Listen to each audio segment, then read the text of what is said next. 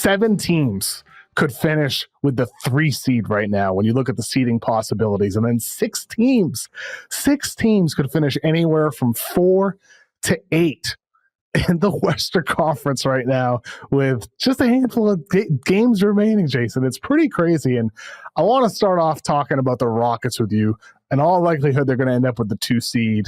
They're 20-7 ever since they lost 6 games in a row earlier this season, plus 7.7 net rating. That's 7th in the NBA over that stretch. They have wins against the Bucks and most recently the Thunder and the Warriors. Number 13 in offensive rating over the stretch, number 1 in defensive rating.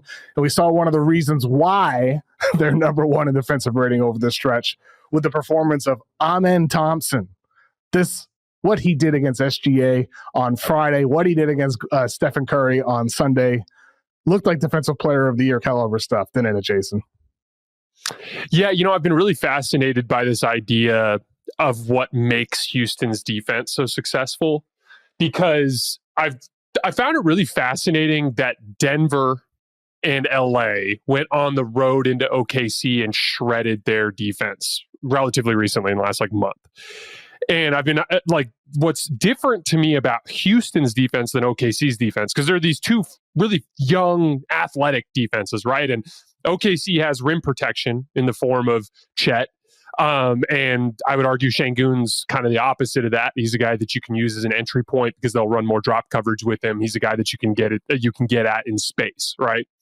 But the big difference between Houston and OKC to me defensively is their wing athletes are big and strong, really big and strong. Whereas with OKC, you can actually attack their smalls a little bit in the middle of the floor if you've got bigger forwards that can play make out of it, or a center like Jokic. And so I found that fascinating because I don't know if you noticed, of all the teams that have run drop coverage against the Lakers this year, the Rockets were the team that has done the most damage to them, held them to the 102 or whatever, 104, I think they held them to the other night. They have an ability to hold up against bully ball players that OKC's defense doesn't. And so it's kind of a layer of resilience there. Because you talked about Steph. Thompson did a great job on Steph. I thought Fred VanVleet did a great job on Steph.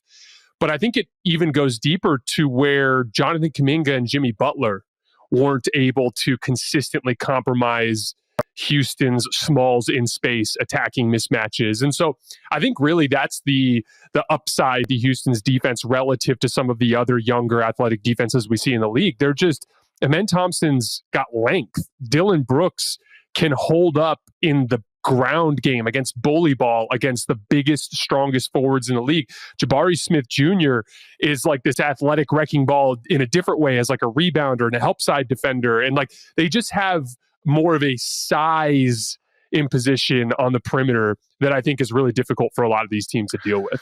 Sure. I mean, they, like you said, they're big at the forward spot, big at the wing spot, and that gives them so much flexibility. We see that with, Dylan Brooks, Jabari Smith, and obviously Thompson, with the size and length and the intelligence that he has, this rare blend that makes him such a great defender. I mean, Friday versus OKC, SGA is 6'6". He's got size. He's super shifty, and he holds SGA below 50% from the field, only 2 free throws in the game. And I know that's not just Thompson. There's other guys in that game as well, but blocks SGA late in that game with a little side dribble, mid-range fadeaway, tracking him with his arm up the whole time. And then that's after a full game of just harassing him.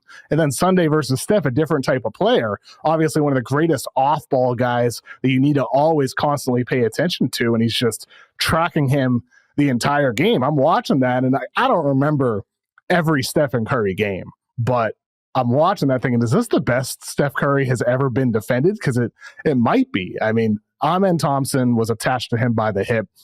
Green did a good job. VanVleet did a good job. Eason did a good job in limited possessions as well. And they have size at the wing. They have, as you said, size at the forward spot. And then we see this lineup with Steven Adams and Alperen Sengun with 2 bigs. They outscored the Warriors on Friday in 16 minutes, 41-36 with Adams and Sengun on the floor. Outscored the Thunder on Friday. And then the Warriors, they outscored them 17-12 in 9 minutes. So this lineup with Adams and Sengun, I looked this up earlier today. because I was curious, like, how are they performing?